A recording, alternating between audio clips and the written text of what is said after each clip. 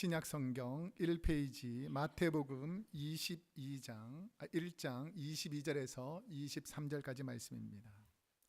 우리 한 목소리로 하나님 말씀을 봉독하겠습니다. 시작.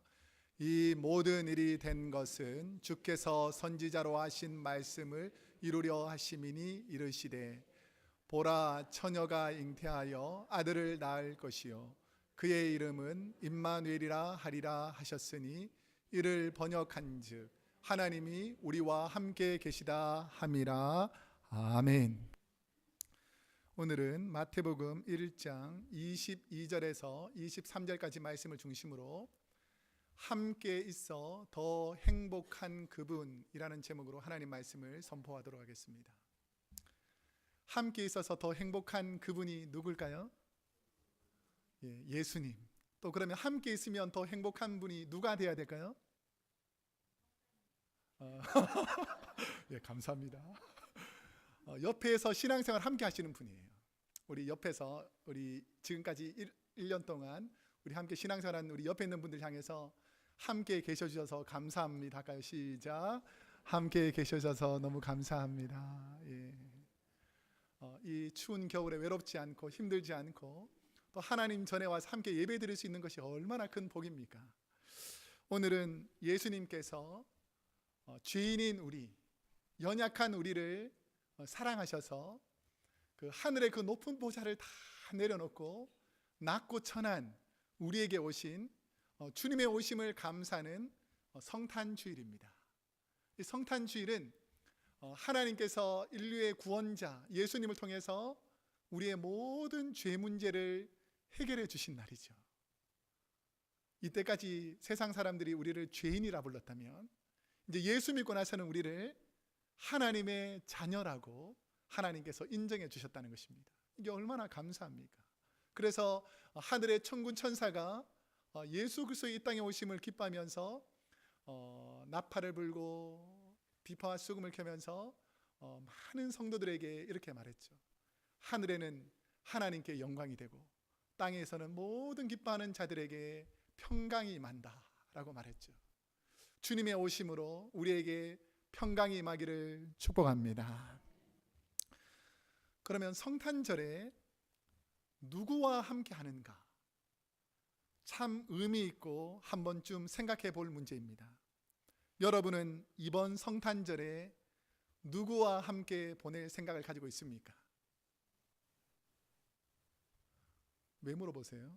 저는 늘 하던 대로 하는데 이런 마음이 있지만 오늘 말씀을 들으면서 이번 성탄절에는 내가 누구와 함께 있어야 할까를 결정하는 아주 중요한 말씀입니다.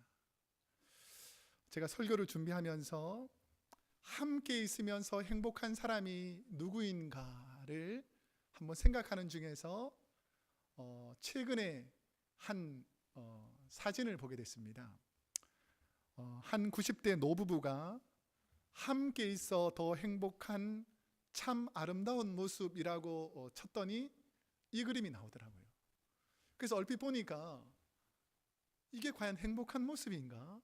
함께 있으면서 행복한가라는 것을 잘 몰랐어요. 근데 이 스토리를 자세히 읽어보니까 참 행복한 부부구나라는 것을 알게 됐습니다. 손을 한번 보세요. 어떻게 되어 있습니까? 잡고 있죠. 서로가. 자, 어떤 스토리냐면 73년 동안 변치 않는 사랑으로 함께 늘 성탄절을 보냈다는 거예요. 결혼한 지 73년이 됐습니다. 근데 이 90대 노부부가 각자 서로 다른 병으로 같은 병원 다른 병실에 있게 되었습니다. 남편인 94세 조지 모리스라는 분은 2차 대전과 한국 전쟁, 베트남 전쟁 등에 참여하면서 오랜 세월 동안 하나님 은혜로 살다가 이제 육신의 삶이 다 되어서 노환으로 이제 더 이상 장기와 기능이 움직이지 않아서 이제 하나님께서 부르실 그날을 기다리면서 병원에 누워 있었습니다. 근데 사랑하는 아내가 늘 간호하다가 아내인 엘로리스 모리스라는 아내가 암이 걸린 거예요. 그러니까 이 여인도 암병동에 떨어져 입원하게 됐습니다. 그런데 이 73번째 성탄절을 맞이하는 거예요, 부부가.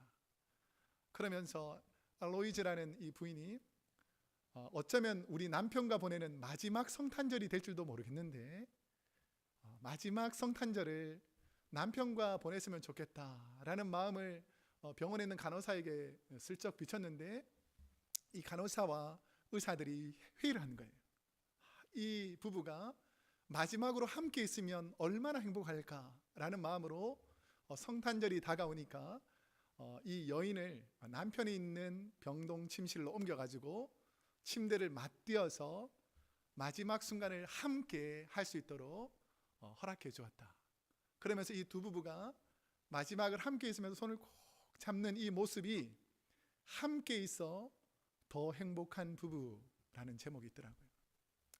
사랑하는 성도 여러분, 함께 있어서 행복한 분들이 되기를 축복합니다. 우리가 이 땅에 살아가면서 얼마나 많은 시간들을 주위에 있는 분들과 함께 보냅니까? 그런데 함께 있으면서 더 행복한 분이 있고 함께 있으면서 왼수같이 지내는 사람들이 있잖아요.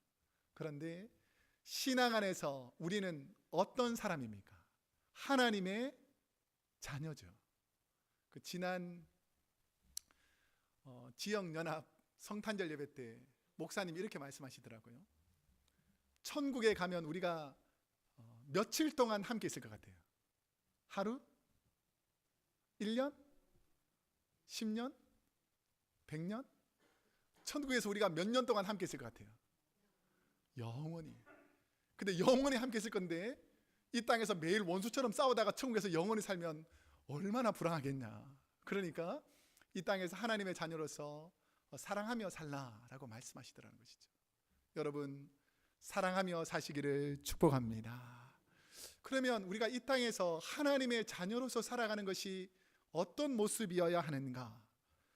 우리가 함께 기뻐하는 이 성탄절은 하나님께서 죄인인 우리와 함께 하시려고 인간의 몸으로 오신 예수님처럼 우리가 이 땅에 살면서 소외되고 연약한 분들과 함께하는 시간을 좀 가지라고 이 성탄의 의미를 우리에게 설명하셨다라는 것입니다.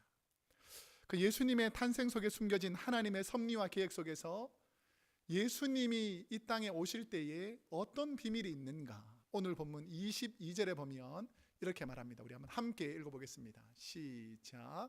이 모든 일이 된 것은 주께서 선지자로 하신 말씀을 이루려 하심이니 이르시되. 이 땅에는 우연히 되는 것처럼 보이는 일들이 있습니다. 그런데 또 어떤 부분은 누군가 철저히 계획하고 준비되어서 된 일들이 있습니다. 인생을 살다 보면 나의 힘과 노력으로 되었다라고 하는 일들도 많이 있겠지만 이것은 정말 내 힘으로 된 것이 아니라 하나님의 은혜로 된 것이다 라고 고백하는 일들이 있다는 것이죠. 자, 제가 말할 때 아멘이라고 크게 하세요. 여러분 가정의 모든 문제가 예수 이름으로 해결될 줄로 믿습니다. 여러분 가정의 모든 자녀가 예수 이름으로 치유될 줄로 믿습니다. 여러분의 육신의 질병이 예수 이름으로 깨끗하게 치료될 줄로 믿습니다. 여러분 마음의 모든 문제가 예수 이름으로 회복되기를 축복합니다. 자, 이 아멘으로 회복하는 것, 이게 참 중요합니다. 예수님이 이 땅에 오셨다는 것은 그냥 우연히, 우리가 생각할 때는 우연히 된 것이 아니라 하나님의 약속과 계획으로 예수님이 이 땅에 오셨다라는 것이죠. 오늘 본문 22절에 보면 이 모든 일이 된 것은 이라고 시작합니다. 이 모든 일이 된 것은. 그러면 무슨 일이 된 것인가? 라고 성경을 해석해 보면 이 모든 일은 우리 바로 전에 읽었던 어떻게 예수님께서 처녀의 몸에서 탄생할 수 있는가? 과학적으로, 이성적으로 도저히 불가능한 것처럼 보이지만 이 모든 일을 누가 계획하셨다고요? 하나님이 계획하신 일이라는 거예요. 그러면서 성경에서는 하나님의 그 은혜로 예수 그리스도의 생애와 고난, 죽음과 부활, 다시 오실 예수님에 대한 이 모든 일들이 성경 속에서 예언되어 있다는 것입니다. 그러면 성경에 몇 번 정도 예수님에 대해서 예언되어 있을까요? 그 성경 신학자들이 해석해 보니까 예수님에 대한 말씀이 한 300여 곳에 나와 있다는 것입니다. 구약 성경에 300여 곳에 나와 있는데 그 어떤 내용이 나와 있는가 우리 스크린에 보면 계속해서 볼 수가 있습니다. 우리 스크린에 보면 예수님에 대한 예언이 300곳이 나오는데 제일 처음에 나오는 것이 창세기 3장 15절입니다. 내가 너로 여자와 원수가 되게 하고 너의 후손도 여자의 후손과 원수가 되게 하리니, 하나님께서 사탄에게 한 말입니다. 너의 후손, 사탄의 후손은 마귀들을 말하죠. 그러면 여자의 후손은 누구를 말할까요? 예수님을 말하겠죠. 그러니까 창세기부터 하나님께서 구원자 예수님을 보내줄 것을 창세기 3장부터 말합니다. 지난 시간에 배웠는데 예수님께서 어느 분의 후손으로 오실 거라고 성경이 기록하고 있다고 그랬죠? 다윗의 후손. 그래서 사무엘하 7장 12절에 보면 이새의 줄기, 다윗의 후손에서 예수님께서 오실 것을 예언되어 있습니다. 그럼 예수님은 어디에서 탄생하십니까? 베들레헴이죠. 이 미가서는 예수님 탄생 거의 500년 전에 기록된 분인데, 예수님께서 베들레헴에 탄생할 것을 미가 선지자가 미리 다 예언합니다. 우리가 오늘 말씀을 읽었지만 예수님께서 누구를 통해서 탄생한다고요? 처녀 마리아. 이처럼 이사야서 7장 10절은 처녀가 잉태하여 아들을 낳을 것이다, 예수님께서 이 땅에 오실 것이라는 것을 미리 예언합니다. 우리 그 다음에 보면 시편 41편 9절에 보면 떡을 함께 먹던 친구가 나를 배반할 것이다. 누구 얘기인 것 같아요? 가룟 유다. 이 예언이 시편 41편에 예언되어 있습니다. 예수님께서 가룟 유다가 제사장들에게 얼마에 팔입니까? 은 30. 이게 스가랴, 예수님 탄생 500년 전에 선지자들이 예언합니다. 이사야 53장 7절, 이사야는 예수님 탄생 거의 700년 전에 있던 사람인데 예수님께서 십자가에 어떻게 고난 당하실 것을 구체적으로 도수장에 끌려가는 양처럼 예수님께서 십자가를 질 것을 예언합니다. 그 다음에 십자가의 죽음은 대부분 다 숨을 쉬지 못하도록 발목을 뼈를 끊어서 숨을 못 쉬게 하는 그 처형인데, 예수님은 십자가에서 뼈가 꺾이지 않을 것이다. 이게 시편 34편 20절에 기록되어 있고, 예수님이 돌아가신 다음에 그 로마 군병들이 예수님의 겉옷을 제비 뽑아 나누는데 이 예언이 벌써 시편 22편 18절에 기록되어 있다는 것이죠. 그러니까 이 외에도 300여 곳에 예수님에 대해서 예언하는데 이게 우연이 된 것 같습니까? 아니면 하나님의 계획 속에서 예언된 것입니까? 한두 번 맞추면 우연이라 그러지만 300여 곳의 예수님에 대한 행적들이 구약 성경을 통해서 다 예언되어 있더라는 것입니다. 성경의 사건이 결코 우연이 아니다라는 것을 어떻게 알 수 있냐면, 성경은 약 34명에서 35명의 인간을 통해서 성경이 기록되어 있습니다. 그러면 성경의 기록 연수는 창세기부터 요한계시록까지의 그 내용들을 살펴보면 창세기 시대에 있었던 사건이 욥에 관한 스토리입니다. 욥기가 창세기 시대에 있었던 스토리인데, 욥이 기록 문헌을 살펴보면 예수님 탄생 전 1800년경에 이 글이 쓰여졌다는 거예요. 욥기서가 쓰여질 때에. 그리고 요한계시록에서 있는 여러 가지 사건들과 함께 예수님께서 어떻게 하셨는지 신약의 사도행전을 통해서 또 여러 가지 행적들이 나타나 있잖아요. 그리고 오늘 우리가 지금 예수 믿은 지 2000년, 예수님 오신 지 2000년이 지났으니까 예수님 믿기 전에 2000년, 예수 믿은 이후 2000년, 이 4000년 기간 동안에 우리가 쭉 살펴봐도 한 사람이 일관적으로 적지 않으면 앞뒤가 맞지 않게 돼 있잖아요. 그런데 앞에서 예언한 선지자나 중간에 예언한 선지자나 제일 나중에 예언한 선지자들의 모든 글을 모아서 성경책을 보니까 앞뒤의 내용들이 틀릴까요? 같을까요? 같다라는 거예요.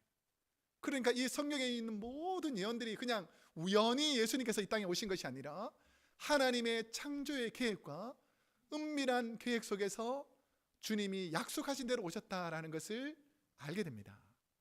자, 그 많은 성경에 약속한 구원자 예수님, 하나님께서 우리와 함께 하신다고 하신 임마누엘의 약속은 그럼 어떤 의미가 있는가? 임마누엘, 하나님, 이분은 어떤 의미가 있는가? 오늘 본문 23절 말씀을 우리 한번 함께 읽어보겠습니다. 시작.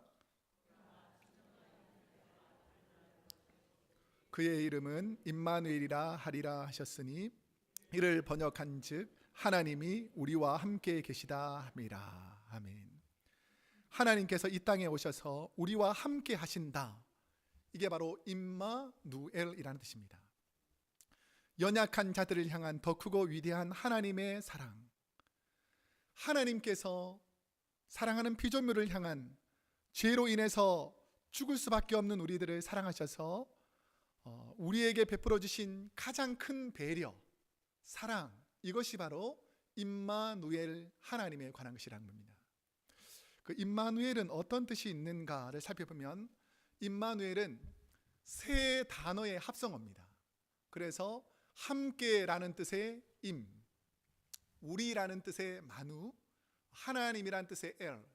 그래서 우리가 하나님을 엘로힘이라고 부르잖아요. 그래서 임마누엘이란 단어는 하나님이 우리와 함께 계신다라는 뜻입니다. 누군가를 이해하고 배려하는 사람은 그 사람의 위치로 내려가 볼 줄을 알아야 합니다. 혹시 우리 한자성어로 역지사지라는 말 들어보셨죠? 그러니까 상대방의 마음에서 그 사람을 바라본다는 거예요. 내 눈으로 바라보면 도저히 이해가 되지 않는데 상대방의 입장으로 들어가 보니까 이해가 된다는 것이죠. 그래서 하나님께서는 죄인인 우리, 연약한 우리를 이해하시려고 하나님의 그 본성, 그 본체를 다 내려놓으시고 연약한 인간의 모습으로 이 땅에 오셔서 우리와 함께 계신다. 이게 뭐라고요? 임마누엘이라는 것이죠. 제가 지난 2년 동안에 우리 교회 부임하여서 멕시코 선교를 2년 동안 간 적이 있습니다. 처음에는 멕시코 선교가 무엇 하는 것인가 그 이야기만 들었는데 제가 선교팀하고 같이 가서 보니까 그 멕시코 선교가 왜 필요한지, 그분들이 무엇이 필요한지, 그분들에게 어떻게 도와야지 진짜 그분에게 도움이 되는지를 함께 있어 보니까 알겠더라고요. 우리가 길게는 아니지만 내려가는 날이 하루고 올라가는 날이 하루이기 때문에 거기서 지내는 기간은 불과 2, 3일, 길게는 3, 4일 정도밖에 되지 않습니다. 근데 어린아이들이 그리고 EM과 KM에 있는 분들이 그분들과 함께 지내면서 이분들이 어떤 환경에 있구나, 이분들이 필요한 것이 무엇인가, 이런 것을 알게 되고 그분들에게 집을 한 채 지어주는 것이 그분들에게는 얼마나 큰 기쁨이 되고 소망이 되는 것을 알게 되고, 우리가 준비한 작은 선물을 나누면서 그들이 먹는 음식을 함께 먹고 그들이 마시는 물을 함께 마시고 함께 교제해 주는 것만 해더라도 그분들에게는 얼마나 큰 힘이 되는가라는 것을 알게 됐습니다. 그런데 우리가 함께 있으면서 더 잘해야 되는 것이 있습니다. 이게 뭐냐면 함께 있으면서 오히려 어려움을 주는 분이 있다는 거예요.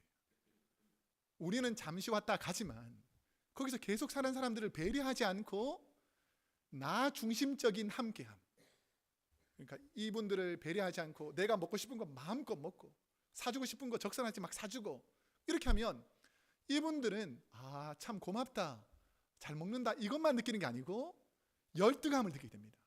우리는 이렇게 가난하게 사는데 저 사람들은 무슨 복이 많아서 저렇게 잘 먹고 잘 사는가, 이런 것을 느끼게 하면 안 된다는 것이죠. 그래서 주님이 이 땅에 오신 것은 왕으로 오실 수도 있고 장군으로 오실 수도 있고 권세를 가진 사람으로 오실 수 있었지만 그렇지 않았다는 것입니다. 가장 낮고 천한 연약한 자들의 친구가 되시고자 가장 연약한 모습으로 이 땅에 오셨다라는 것이죠. 예수님의 12 제자들이 예수님께서 예루살렘에 올라가셔가지고 많은 사람들에게 환영을 받는다고 생각했습니다.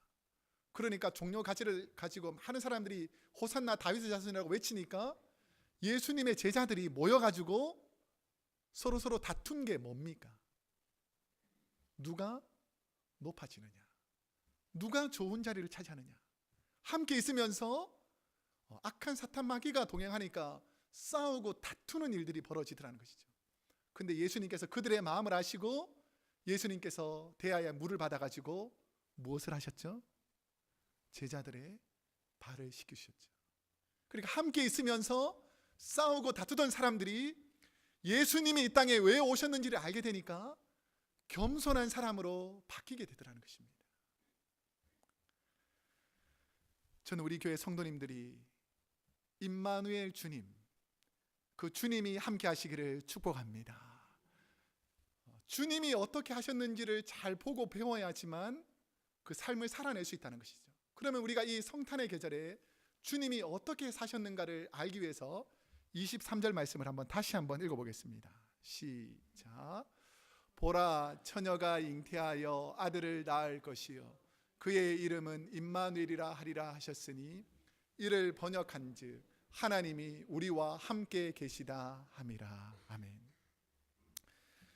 창조자 하나님이 낮고 천한 죄인인 인간과 함께 하시니 임마누엘 사건은 멀리만 느껴지던 하나님이 우리와 함께 계신다라는 것을 깨닫는 순간입니다.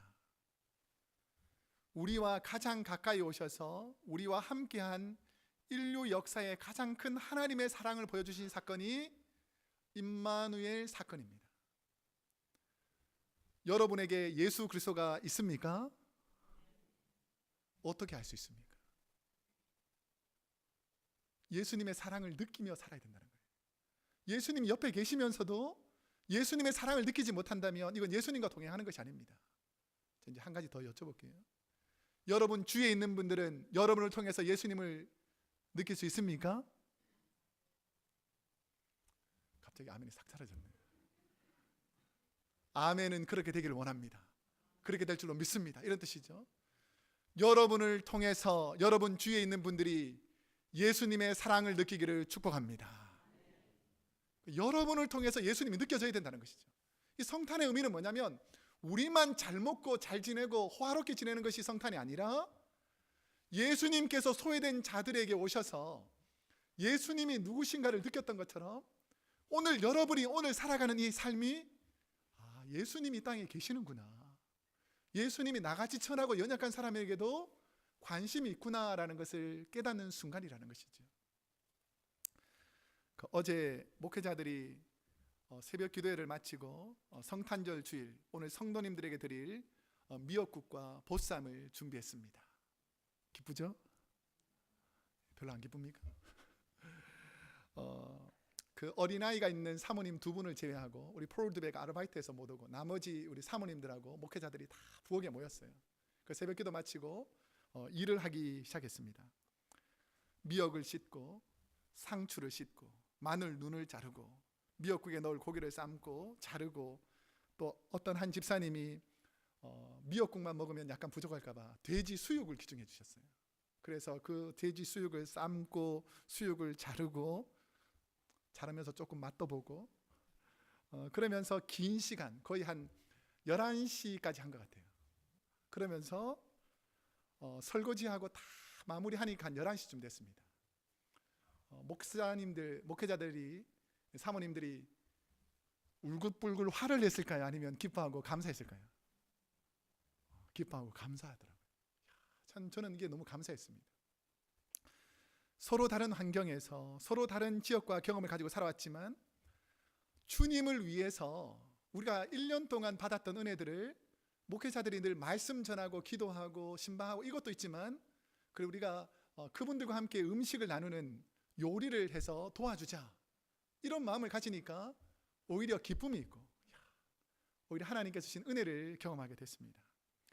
그런데 성도들을 섬기겠다 하는 마음, 그 마음이 무엇인가? 내가 받은 은혜가 있기 때문에 내가 받은 은혜를 가지고 누군가에게 섬기는 것입니다.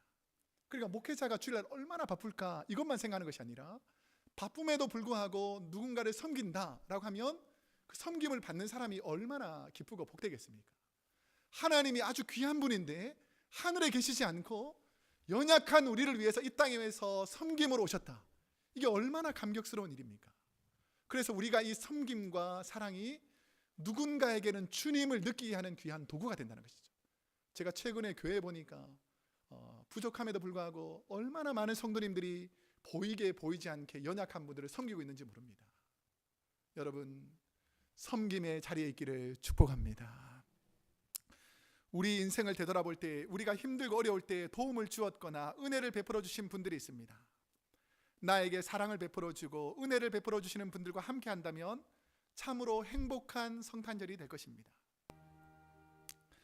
우리가 힘들고 어려울 때에 우리의 힘으로 도저히 해결되지 않는 고난의 순간에 있을 때에 그 순간 우리 하나님께서는 누군가를 보내어 주셔서 절망 중에 있는 사람들에게 소망을 심어준다는 것입니다.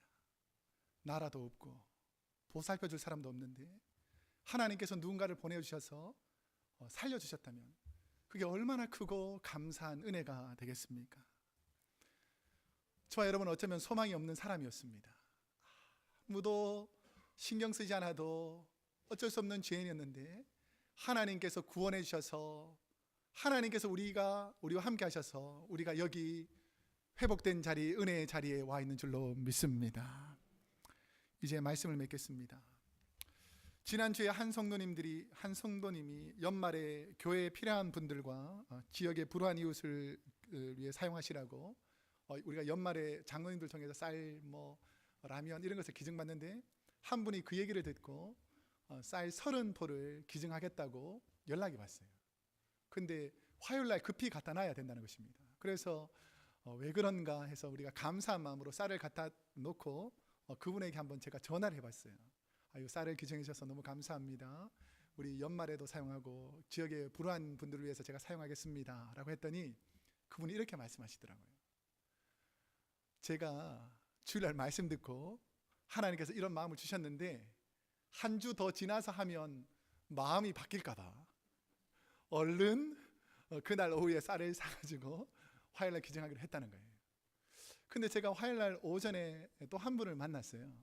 그 제가 이제 쌀을 기증하게 됐다. 그 어려운 분을 어떻게 도우면 좋겠냐라고 하니까 그 10분의 우리 지역의 제 후배 목사님들이 유학을 와서 처음에 와보면 환경도 어렵고 시간이 지나면서 돈은 다 떨어지고 성탄절이 기쁜 날이 아니고 오히려 다른 사람들은 다 외식하고 기뻐하는 날인데 소외되고 힘들 때가 많습니다.